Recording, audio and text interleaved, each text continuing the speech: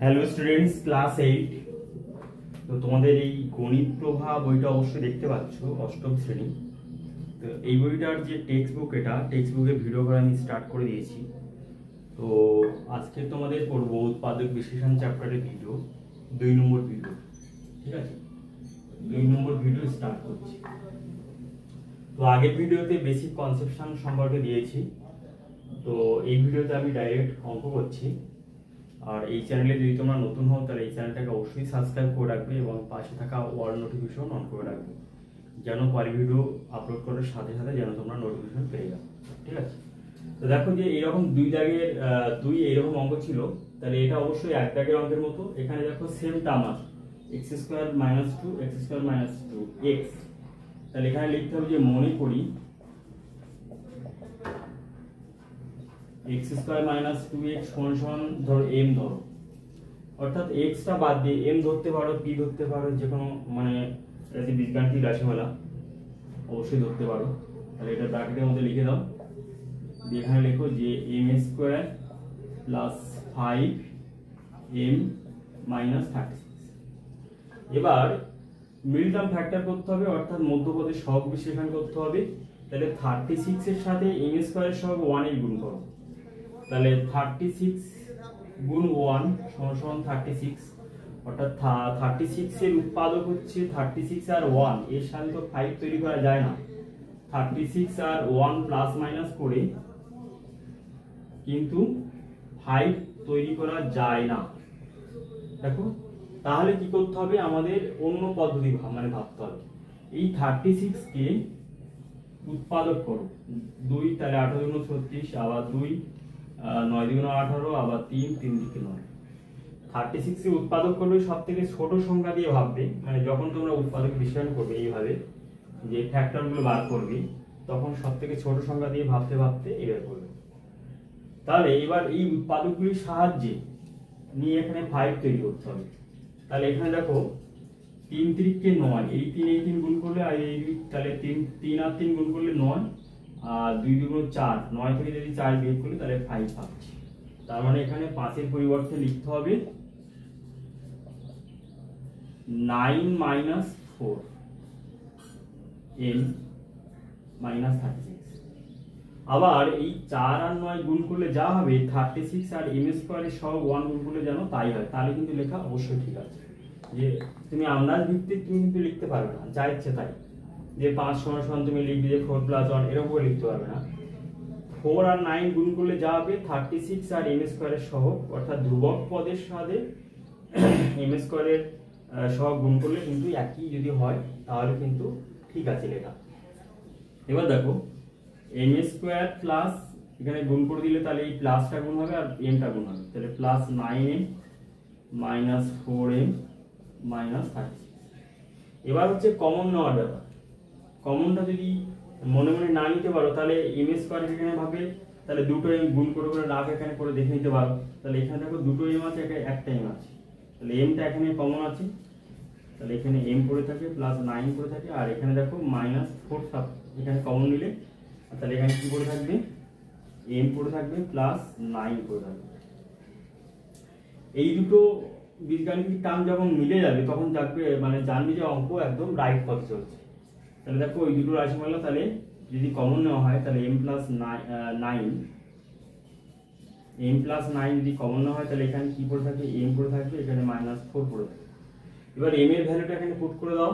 m এর value আমরা ধরেছিলাম x² - 2x, তাহলে x² - 2x + 9, এখানে হবে x² - 2x - 4। এবার দেখো এখন কিন্তু এই বীজগাণিতিক রাশিমালাটা কিন্তু ওই ax² + bx + c ওই ফর্মে কিন্তু এখানে দেওয়া আছে। তাহলে 2 তৈরি করা যায়নি। দেখো 9 এর সাথে এখানে 1 গুণ করলে 9 কে 9, 1 আর 9 এর সাথে এখানে 2 তৈরি করা যায় না। 1 আর 9 যোগ অথবা বিয়োগ করলে, অর্থাৎ 2 তৈরি করা যায় না। দেখো 9 থেকে যদি 1 প্লাস করো বা 9 - 1, কিন্তু 2 তৈরি করা যাবে না। এখানে 10 হবে, এখানে 8 হবে। তাহলে 9 এর যে উৎপাদক আছে 3, 3 থেকে 9, 3 আর 3 এর সাথে 2 তৈরি করা যাবে না, অর্থাৎ এই রাশিমালাকে আর ভাঙা যাবে না, অর্থাৎ গুণফল আকারে প্রকাশ করা যাবে না। এবার এটা দেখো 4 একে 4, 1 আর 4 এর সাথে যোগ আর বিয়োগ করে এখানে 2 তৈরি করা যায় না। আর 4 এর উৎপাদক হচ্ছে 2 আর 2, 2 আর 2 এর সাথে যোগ বিয়োগ করে 2 তৈরি করা যায় না, অর্থাৎ এটা হলো আনসার। অর্থাৎ এইভাবে অঙ্ক করতে করতে যখন এইরকম ফর্মগুলো আসবে, অর্থাৎ x² + bx + c এইরকম ফর্ম যখন আসবে, তখন কিন্তু আবার কিন্তু উৎপাদক বিশ্লেষণ করার চেষ্টা করতে হবে। এবার কোনো কোনো অঙ্কে কিন্তু অবশ্যই মিলে যাবে, মানে উৎপাদক বিশ্লেষণ করা যাবে, আবার কোনো কোনো অঙ্কে কিন্তু উৎপাদক বিশ্লেষণ করা সম্ভব নয়। ঠিক আছে, সেটা তোমাকে চেক করে দেখতে হবে। তাহলে এই অঙ্কটা আশা করি অবশ্যই বুঝতে পারলে। এরপরে দেখো 3 নম্বর অঙ্ক।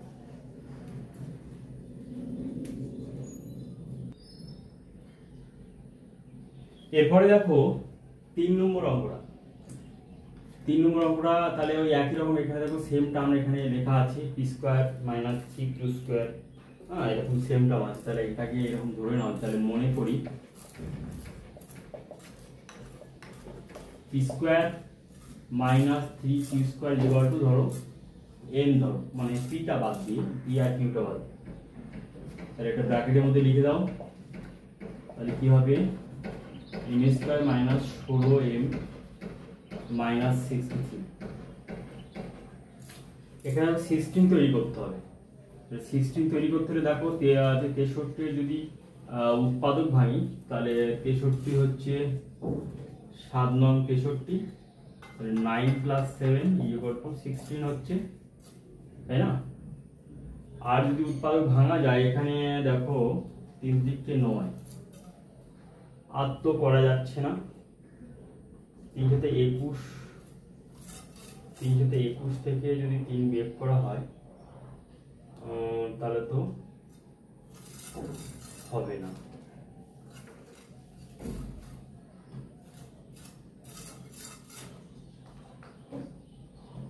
হুম, 16। ঠিক আছে, এটাই হবে, আর কোনো ভাবে তৈরি করা যাচ্ছে না, আমি সেটা দেখছি। একমাত্র 9 + 7 দিয়ে 16 তৈরি করা যায়, কিন্তু এখানে 3 × 21, 21 থেকে 3 বিয়োগ করলে কিন্তু 19 হয়ে যাবে।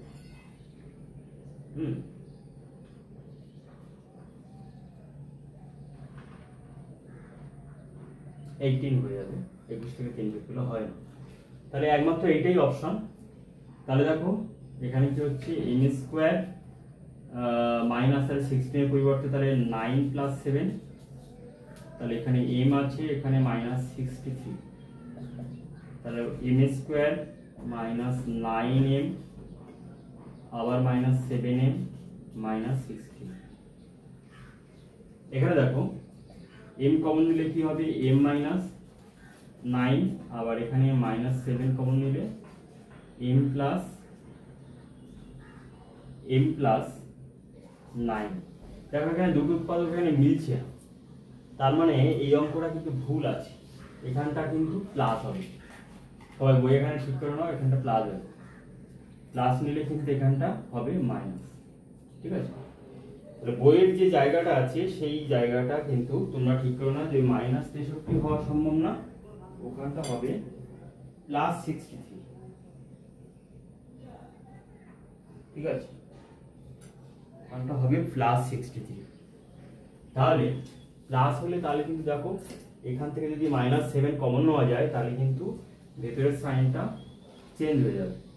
এবার দেখো m - 9, আর এখানে m - 9 কমন নিলাম, তাহলে এখানে কি করে থাকে, এখান থেকে m - 9 কমন নিলে m করে থাকে, এখানে -7 করে থাকে।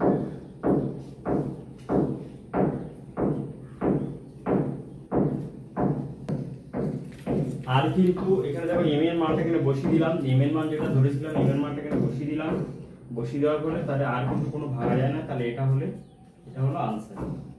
ঠিক আছে, এরপরে দেখো নেক্সট ম্যাথ। দেখো আশা করি এই অঙ্কটা অবশ্যই বুঝতে পারলে।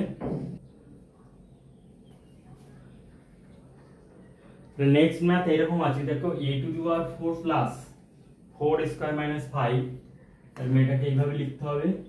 তাহলে এখানে 4 তৈরি করতে হবে, তাহলে 5 এর উৎপাদক হচ্ছে 5, আর এখানে a⁴ এর সহগ হচ্ছে 1, তাহলে 5 আর 1 হচ্ছে, তাহলে 5 থেকে 1 বিয়োগ করলে 4 হয়, তাহলে a⁴ প্লাস 5 - 1 লিখতে হবে, স্কয়ার - 5, তারপরে কি করতে হবে দেখো, a to the power 4 plus 5 square minus square minus 5, তারপর এখানে স্কোয়ার কমন আছে, তাহলে স্কোয়ার প্লাস 5 মাইনাস 1 কমন আছে, কোনো কিছু কমন না থাকলে 1 কমন থাকে, স্কোয়ার প্লাস 5, তাহলে দেখো square plus 5 square plus 5 common আছে, তাহলে এখানে কি পড়ে থাকে স্কোয়ার পড়ে থাকে আর এখানে মাইনাস 1 পড়ে থাকে। তাহলে এবার দেখো আর একটু ভাঙা যাবে, তাহলে স্কোয়ার প্লাস 5 তো ভাঙা যায় না, এটাকে লিখে দাও e হোল স্কোয়ার মাইনাস 1 এর হোল স্কোয়ার, তাহলে কি হবে স্কোয়ার প্লাস 5 আর এটাকে স্কোয়ার মানে স্কোয়ার সূত্র অনুযায়ী ভাঙলে e plus 1 into e minus 1, এটা হলো आंसर। आंसर চেক করা যাক যে आंसर ঠিক আছে নাকি। কোষে দেখি 13.1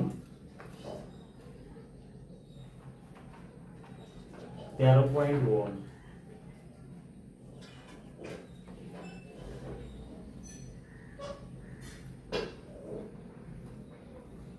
13.1 এর হচ্ছে 2 দাগে 4, হ্যাঁ একদম ঠিক আছে, আর আগের অঙ্কটাও একদম ঠিক আছে, একদম ঠিক আছে। তাহলে আশা করি অঙ্কটা অবশ্যই বুঝতে পারলে। এরপরে দেখো 5 এর দাগের অঙ্ক,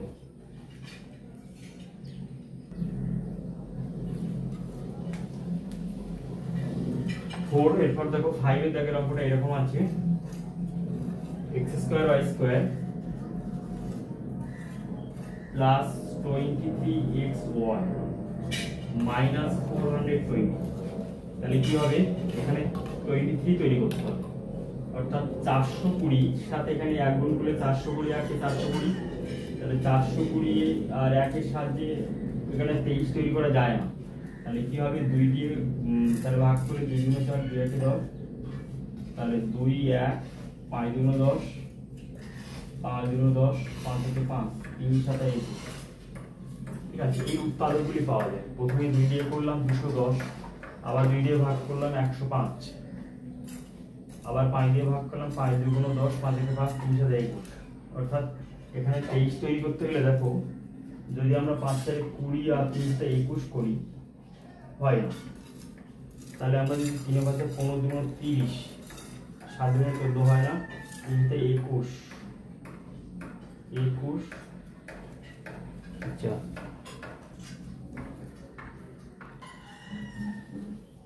তো দেখো এখানে 23 তৈরি করতে গেলে তাহলে আমরা যদি এরকম করি 5 আর 7 এর সাথে যদি গুণ করি তাহলে 5 7 29, আর এখানে 3 2 2 3 4 12 বিয়োগ করে তাহলে কত হয় দেখো 3 2 23 তৈরি হয়ে যাচ্ছে, অর্থাৎ 35 মাইনাস 12, তাহলে এখানে x square y square plus লিখতে হবে 35 মাইনাস 12 xy মাইনাস 420, তারপর কি হবে দেখো যে x square y square plus 35xy minus 12xy minus 420, অবশ্য বুঝতে পারলে। তারপর এখান থেকে দেখো কমন হচ্ছে xy, x এর কমন এখানে xy পড়ে থাকে প্লাস 35, এখানে কি দেখো মাইনাস 12 কমন নিলে এখানে xy প্লাস 35 পড়ে থাকে, তাহলে এখানে দেখো xy plus 35 xy plus 35, xy plus 35 কম নিলে এখানে কি পড়ে থাকে xy পড়ে থাকে, এখানে মাইনাস 12 পড়ে থাকে, এটা হলো आंसर, ঠিক আছে। তাহলে आंसर দেখা যাক যে এখানে কোষে দেখি 13.1 13.1 এর 5 এর দাগ, অবশ্যই आंसर ঠিক আছে। তাহলে অঙ্কটা আশা করি অবশ্যই বুঝতে পারলে। আজকের ভিডিও কিন্তু এই পর্যন্ত থাকবে, ভিডিও নাম্বার 2। এরপরে 6 এর দাগ থেকে আমি তোমাদের ভিডিও তৈরি করে দেবো 3 নম্বরের ভিডিও, ঠিক আছে। আর এই চ্যানেলটা তোমাদের বন্ধু বান্ধবকে শেয়ার করে রাখো যেন তারা এইভাবে ইউটিউব ভিডিওর মাধ্যমে বিস্তারিত অঙ্ক শিখতে পারে, ঠিক আছে।